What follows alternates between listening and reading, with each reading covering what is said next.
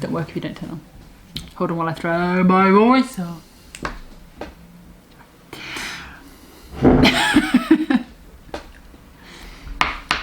Did you have a drink? No, I'm alright, thanks. Okay, welcome to our Every Disused Station Statistics video. So, over the last few weeks and maybe a couple of months, perhaps you've seen us delve headlong into our Every Disused Station challenge. And whilst it's moving along nicely and we were seeing some picturesque and lovely places, we do obviously realise there are a lot on the list. Yes, there are a heck of a lot of disused stations. How many disused stations, you may ask?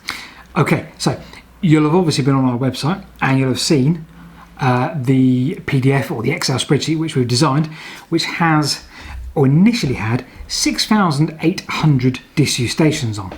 However, with some help of some very eagle-eyed people who have spotted duplications and a couple of mistakes, those sort of things, we've managed to whittle it down significantly. Brilliant. By half? No. Quarter? No. Go on, by how much? Okay, so we whittled the list down from 6,800 to... Sorry, I didn't catch that. Okay, I'll put it differently. We've whittled it down by stations. I still didn't hear that. Okay. We've whittled it down by 166 stations. Oh my goodness me. So we've got about 6,600 now. Yeah, a little more. 6,650-ish or something like that. 6,634. It might not be right. Obviously, check out the spreadsheet and you'll see exactly how many there still are. It's lucky we're enjoying this, isn't it? Yes. Yeah. Anyway, right. So let's get on to the main crux and the point of this video. The main point of this video was to have a quick look at some of the statistics of the closure dates. So that's the information we've got. We've got the station name, the company that opened the line or ran the line, and the closure dates. We wanted to have a look in particular at the closure dates. So without further ado, let's run that a little bit of the video now, and we'll come back to you afterwards with a couple of small disclaimers. Mm-hmm. The spreadsheet is divided into two separate parts using the same data, two separate pages. This is essentially what we are working on with our Every Disused Station adventures. The first sheet contains every station in alphabetical order. This is the list we use to fill out all the blanks. The station numbers on the right hand side indicate which trip. You can find these trips on the Every Disused Station tab of our website, and therefore the corresponding station and the corresponding video. So firstly, I thought we could manipulate this and put all the stations in order of date of closure. So essentially this is the same spreadsheet, but one that I jiggle around a little. I then group the closures into decades. Straight away, the obvious becomes very clear. A quick look at the percentages and a nice pie chart also shows the same obvious trend. If we flip back to the table, you can see that the 1800s had no significant spikes. You can also account for a lot of these closures. For example, Northern Road was only a temporary stop whilst London South Western Railway negotiated with the owners of Northern Bridge a quick route through. Another example, Devonshire Street. This was only set as a temporary terminus for Shoreditch Station. So, let's delve into the 1900s a little further and remove the 1800s altogether. There are presumably three clear spikes worthy of brief discussion. The 1930s. A few assumptions as to why there was a spike in this decade.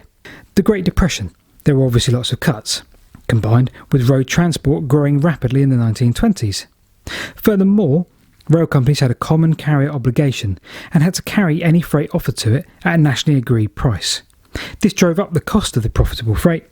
It is also possible they closed stations to compensate for this, in the hope to trim what freight was carried. The 1950s. When we first drew this up, this was the initial point that raised our eyebrows. Nearly a third of station closures in the 1900s happened in the 1950s. You are all aware that in 1948, railways were nationalised as British Railways. However, what I wasn't aware of was that a year later, in 1949, a committee of the British Transport Commission was set up to close the least used branch line, the Branch Line Committee. The significance of this table is that in the whole of the 1940s, only 351 stations were closed. The 1960s. Okay, here's where things got even more interesting for us. It came as no surprise that in the 1900s, 40% of the closures took place in the 1960s. However, here is the table, which again is a little bit of an eye-opener. March 1963 marked Beeching's initial report, which was accepted by the government. Clearly, it had an immediate impact in 1964. However, if you take an average post and pre-1963, you'll note there isn't a hugely significant difference between the average closures per year. 1969 does skew the results slightly, but you get the idea. Okay, thanks for watching. That was only, I don't know, what, 2-3 minutes. The main point we want to make from this is we have no political axe to grind. This often sparks huge debates. Beeching this, was it his fault? Who cares? The past is the past. Yes, we can learn from the past, but we're not here to make any sort of assumption about it wasn't Beeching's fault, or it was Beeching's fault. There's a lot that's gone on to change the face of the railway landscape that we view today, and we had assumptions about what went wrong when we started making these videos, or what went wrong, that's the wrong thing to say, isn't it? What was changed? Yeah, what's changed, and that changed our perception of what happened and how the railways were shaped in the country and the way they are today. So again, no political axe to grind, so please don't have a whinge at us. It's just all about the numbers that we wanted to put out there. Yeah, we wanted to have a look at the stats of it, and we thought the stats were very interesting actually. Yeah, so that's that section. So thanks for watching. I hope you enjoyed that little bit of it. Have a look at our website. Go to the Every Disused tab and you will see all the information about our Every Disused challenge. And also click on the maps. There's a little bit at the side next to the spreadsheet, which has got everything on there. And click on that and you can see all the places we've already been to. And I'm sometimes a little bit behind because it takes a while for me to get all the coding done to get it all up and running. But yeah, have a look. And with the spreadsheet, which is next to the maps, make sure that if you do see any errors, by all means email us, because obviously it's not 100% perfect, it's 95% perfect. Yep. So do pick up on any errors that you see, any additions, any omissions, any duplications that we haven't yet found. We're on version 7 of it, I think we said. Yep. So yeah, there's always going to be mistakes. Right, any other questions that we need to, whilst we're waffling, because we're probably in the stage of waffling now, this could be classed as it's probably waffling. about 20 minutes of video now, it's only supposed to be about 2. Yeah, this was a short video. So this weekend coming, we're doing another Every Disused, and we're doing it from the Severn and Wye Valley Railway, which we're looking forward to. Someone mentioned the other day that actually, is just kind of a bit of a gimmick. It's not really. We're in no rush. We're really enjoying this. Yeah.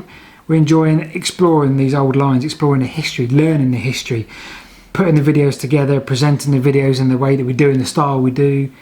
And I do a lot of the editing, Rebecca does a lot of research, and I think I'm learning how to edit a bit better each time, I think. And we're just having fun. So it's not a gimmick. Our goal is to genuinely get to every disused station and have this huge log of pictures and footage of how it is today. Yeah. And who knows how things change in the future, but we're really enjoying ourselves. So whether anyone thinks it's a gimmick or not, whatever, that's, I'm sure that wasn't meant as a criticism to us, I don't think. But who cares? Whatever. We're really enjoying it, aren't we? And we're really enjoying sort of getting out and learning a lot. And we're travelling to places that we probably never would have travelled to before otherwise. No, that's a big thing, isn't it? And in our own country. Yeah. That's the thing, isn't it? It's travelling all around our own countries. Yeah, so it's nice and cheap. It's kind of cool. Yeah. Or cheapish. Well, cheapish, petrol and all that. But yeah. Yeah, we need to go. The Monsell Trail. We need to do the Monsell Trail again. Yeah. Because we'd have never gone there in a million years. If it had just been us and we had no interest in the railway side of things, we went there purely to make a video about the railways, didn't we? And now I have a new toy to play with. We can take it and attach it to the front of the bike. Yes, so yeah, we're going to, again, this is another point, hopefully our video quality is going to improve in terms of the actual quality of image that you see, because we've managed to get a GoPro, but it's got the stabilisation. So a lot of the overlay you see, which was done using Rebecca's phone, is now going to be done using the GoPro. Yeah. So hopefully you'll see an improved quality video. Well, we're trying it this weekend for the first time. Yeah. So we'll see how that goes. we're testing it out. Yeah.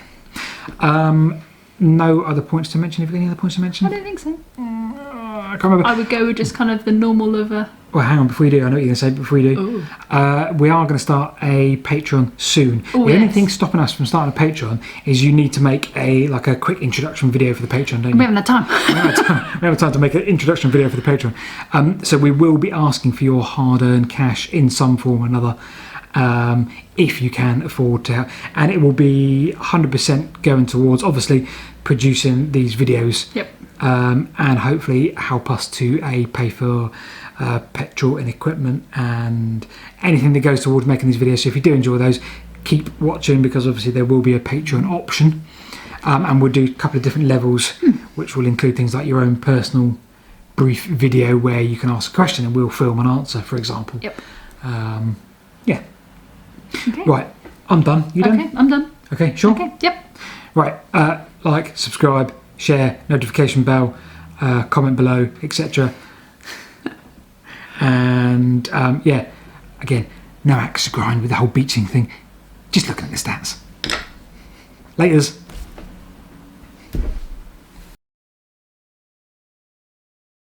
I managed to look at the lens. Ow! Sorry.